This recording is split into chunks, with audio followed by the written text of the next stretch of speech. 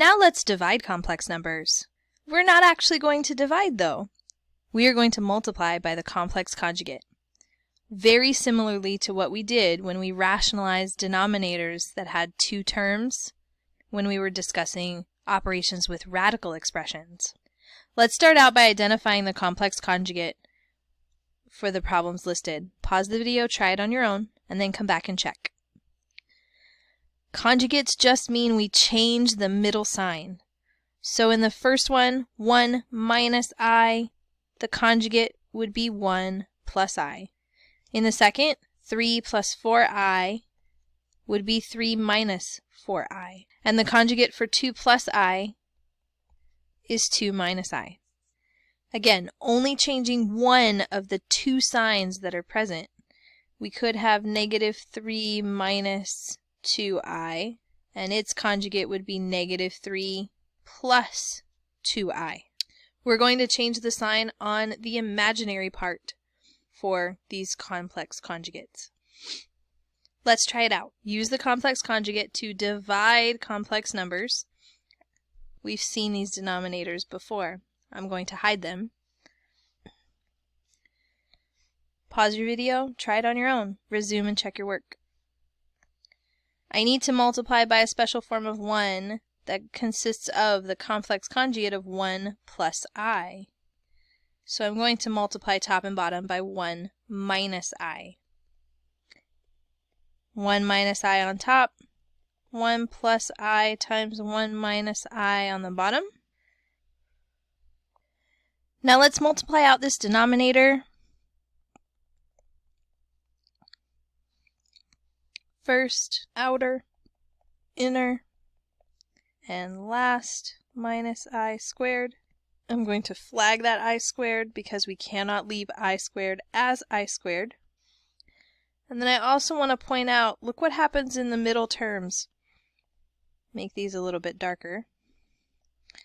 Negative I plus I, they cancel out. They cancel each other out.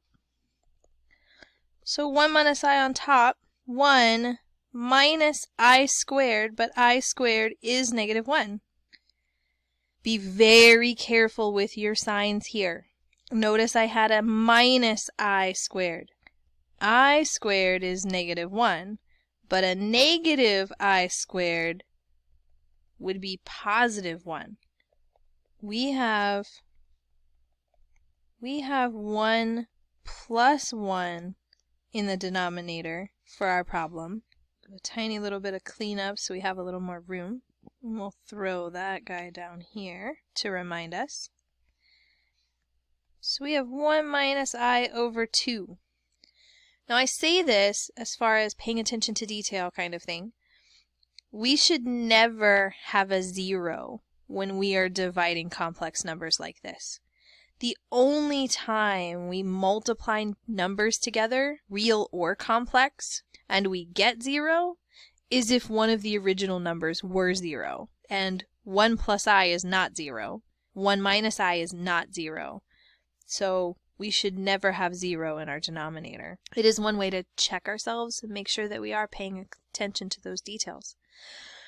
This answer, 1 minus I over 2, isn't quite right yet. We need to make sure we have them in complex number standard form, a plus bi. So we are going to rewrite 1/2 minus 1/2 I.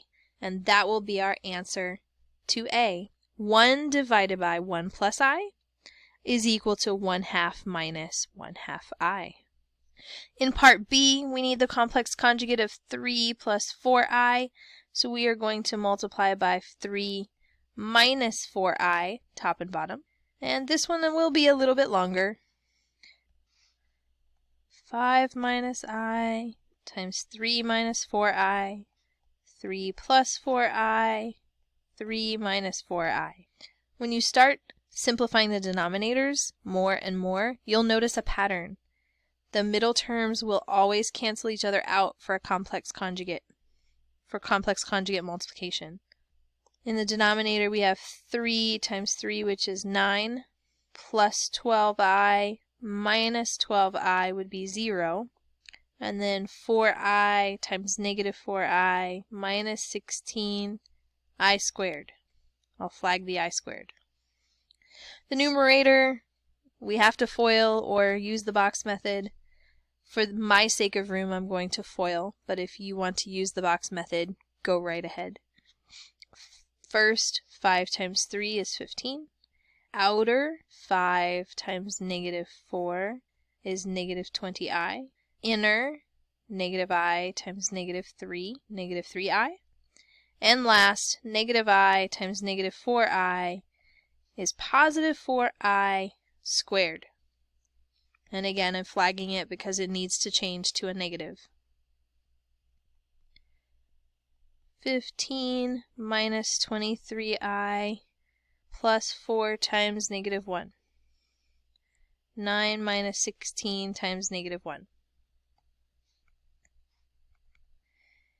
4 times negative 1 is minus 4. 15 minus 4 is 11.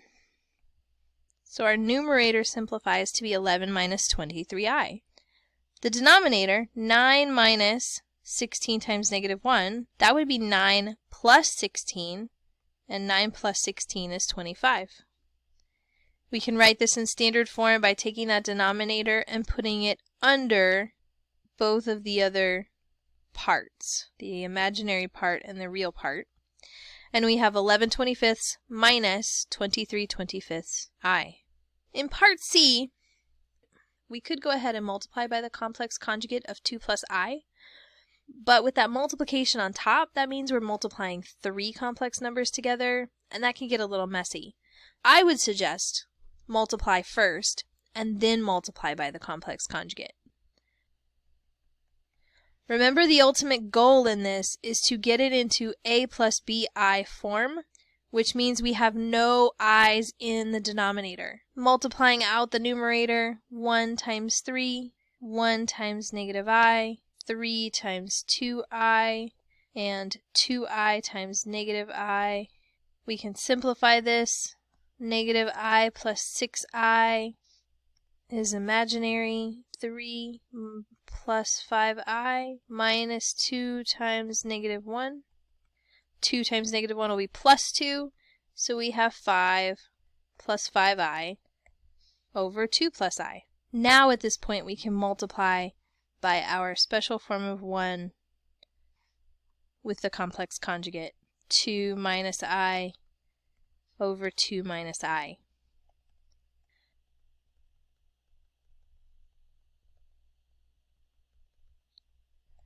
Remember, we don't want to cancel these out. That defeats the purpose of multiplying by that special form of 1. So let's FOIL, multiply, box method, multiply this out. Numerator first. 5 times 2, 5 times negative I, 5i times 2, 5i times negative I. I saw an I squared. I'm immediately flag it to remind myself to go back and change it to negative 1. 2 times 2 plus 2i minus 2i. Remember, the middle terms cancel. Minus I squared. Again, another I squared. 10 plus 5i minus 5i plus 10i minus 5 times negative 1. 4 minus I squared. Minus 5 times negative 1 turns into a plus 5. So we really have 15 plus 5i on top, and then 4 minus I squared, but I squared is negative 1. 4 minus negative 1. 4 plus 1 is 5. And again, we're not done. 15 over 5 plus 5 over 5i. We can simplify this. 3 plus I.